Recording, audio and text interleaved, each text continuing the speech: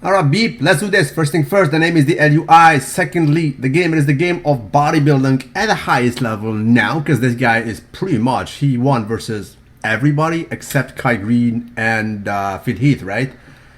Thirdly, the subject. Again, a one-man show, really a one-man show by William Bonac in the Nordic Pro, which he won single-handedly. A proper salute to teamandro.com, and again Matthias Busset, our German photographer. I absolutely Angela Merkel you, but proceed, shall we? Let's study this male human specimen. I absolutely salute him. So you guys know he sent me a message prior to Miss Olympia. Dude worked very hard. I mean, wow. If you guys remember, like a year ago, when I was absolutely flabbergasted, I was absolutely not saluting the judges, where they had this guy losing versus Branch Warren, right? I mean, I have absolutely no clue. I think they're the same height, more or less. Probably he's a little bit shorter than Branch, but there's not a single, I mean, similarities. Maybe please. This guy is just bubbles, bellies, saturations. I mean, everywhere, just balloons, right? Whereas, actually, Branch Warren, I mean, God bless him, I don't even know if he will come back to the IFBB, but not on the same level. I mean, Branch Warren was absolutely, we'll leave it, you guys remember, right?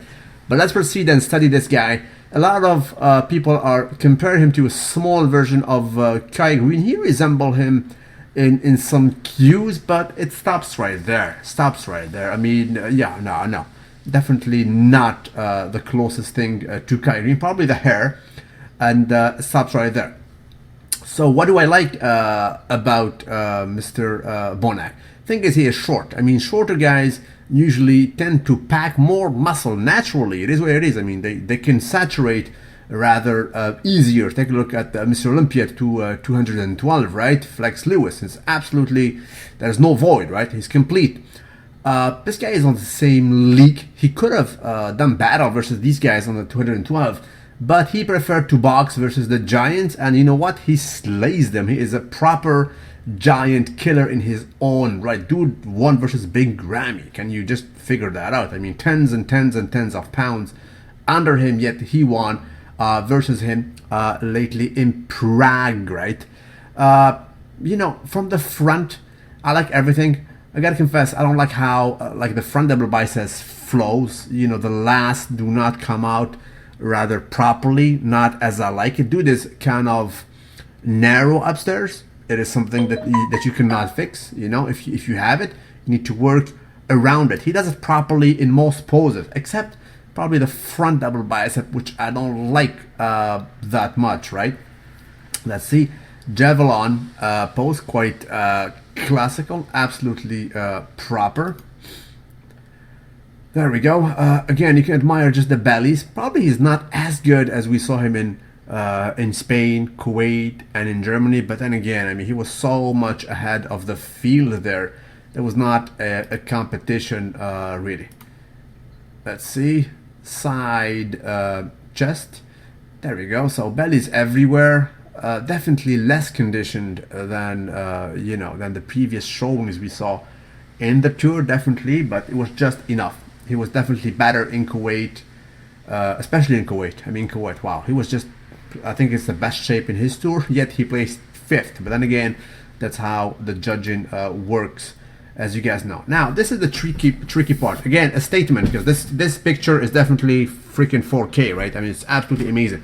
You can definitely notice he's definitely less conditioned. But, this is nitpicking, but definitely not as sharp as the previous pictures. Because the downstairs area, when this guy is on, the downstairs area, glutes down, this guy rivals freaking Phil Heath. He's one of the best out there. Definitely better than Sean Roden and even Dex, right? I mean, it's just amazing. The only difference, or I mean, not difference, but it's funny to say this, but the body part that I consider still dragging, it is this back, which is already marvelous. It is world class.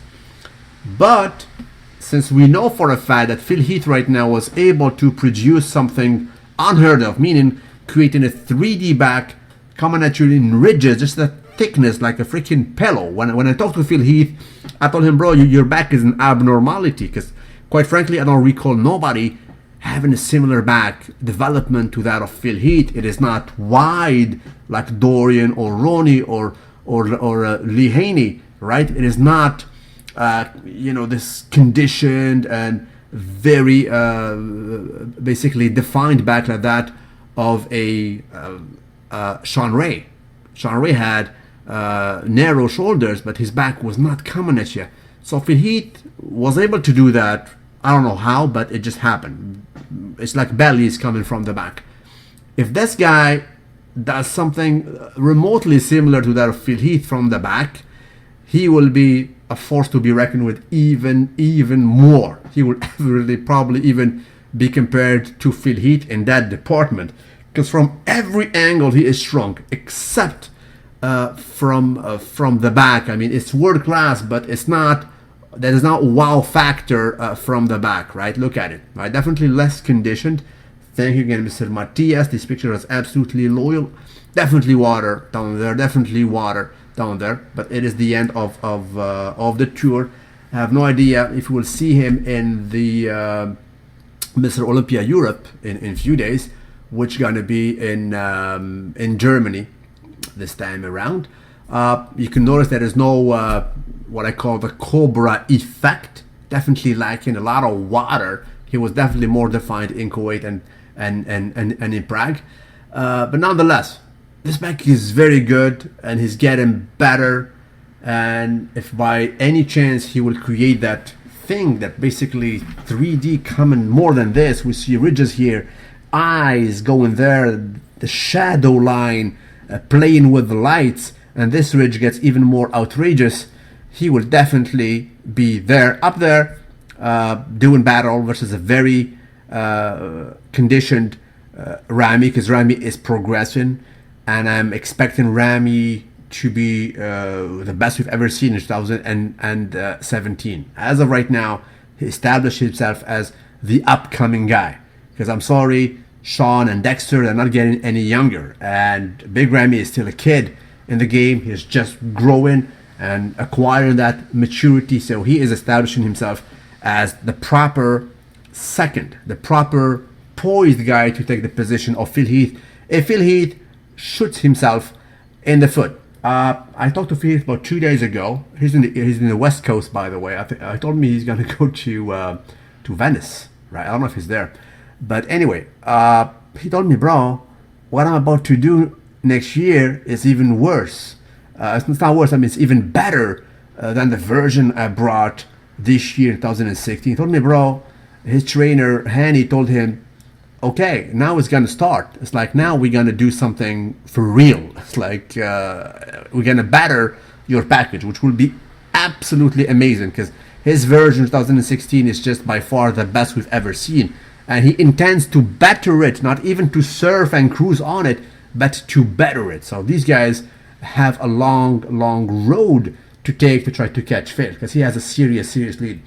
But then again, Bonac, although the conditioning is definitely less impressive than before, the saturation, bro, I mean, there's a little void here. Trust me, that's because of the angle. If he turns a little bit toward us, you will see no void. You cannot slip a finger on this frame right here. He's definitely saturated. I have no idea how he is able to wash his neck under the shower. It's just balls everywhere. Look at the freaking belly of that biceps flirting with the chest. It's just complete, just proper. This guy, amazing genetics and amazing achievement, and with this muscular development, still being able to keep that symmetry is a sight to be properly saluted. He dares to do those classical poses, baby, please, absolutely proper. It was a one-man show, really. No disrespect to the other guys, the Europeans, but this guy was pretty much on the lead on his own. I noticed probably there is a little scar here on several pictures on his left hamstring. I'm gonna ask him if it is like an injury or something, but there is a little scar here that we can absolutely see. But there you have it. This guy was so much disregarded merely a year ago. I was protesting, as you guys remember my videos, saying how on earth this guy is being placed behind Branch Warren was absolutely beyond me. Let's see what we have. There we go. Definitely less conditioned, but the potential is just there. The back again, I have to stress it, it is world class, but it needs to be exceptionally good. Very, I mean, it needs to leave humanity to push him to, to a stage where we can compare him to Feel Heat. If he reaches that level, we are out for a sight. So this is a European guy. I have no idea what's his name, sorry about it. But talking about Branch Warren, this guy reminds me of a big Branch Warren, if you ask me, especially, well, from everything, especially from the back. Because Branch Warren, until last year, the downstairs section was very, very good. World class, world class. This guy is having some ism, if you guys know what I mean. He has some ism, right? There you go. I don't know his name. Let's say his name is Joe. So he has some Joeism, right? Definitely going on for him. This is a fatigued muscle. Looks really washed out. It's not about conditioning, but this muscle is overcooked in a sense. Some people in the scene, they call it chemically burnt. Chemically burnt, like you're finished. I mean, you need to somehow retire. That's an overdone. Even the veins are not normal. They're overused somehow, if you guys know what I mean. So he has definitely that ism going on for him. I don't know this guy, but God bless you, bro. It's everywhere. Look at the calf here. Not saluted, not saluted. Big, but you have some ism going on. Yeah, definitely not your best showing, bro. I don't know your name, but God bless you. That's it. You know what? He reminds me in this pose of the late Craig Kovacs. Craig Kovacs, my fellow Canadian giant, right? Who was an IFBB pro who passed away, I think, at the age of 43. May he rest in peace. He was a giant like this one. And him also actually had some serious ism at the end of his career. I recall that show where it was commentated by Dorian Yates, and we saw him, man, he was not able to actually finish his routine. It was devastating, right? This guy reminds me of him in that pose. Definitely. God bless you, brother, but this guy has some ism going on. A lot of ism. I mean, nothing looks healthy. These veins overdone. Clearly, I mean, the term is chemically burnt. As far as I see him, is not healthy. At the end of it all, this guy is healthy though. If you didn't tell me, I would say this guy comes from Kuwait, because the muscle quality is just that pure, that clean. It basically, you know, was not made in your hot tub, if you guys know what I mean, right? Proper at the end of it all. So these are the guys. I forgot the name of these guys. I know Clancyr here. This guy is Moroccan. I forgot his name. The other two are Europeans, obviously. Now, Clancyr is an interesting, actually, bodybuilder, right? A lot of people were sending me pictures and footage about him.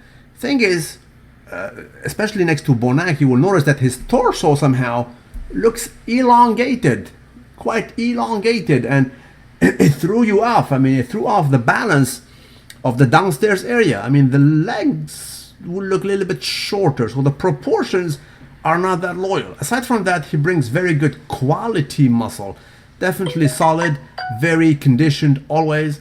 Will he have a successful career in the IFBB, in the pro ranks? You tell me. I mean, it is subjective, granted, but definitely you cannot dismiss the fact that his torso looks a little bit off, definitely elongated, to say the least, right? So that's it.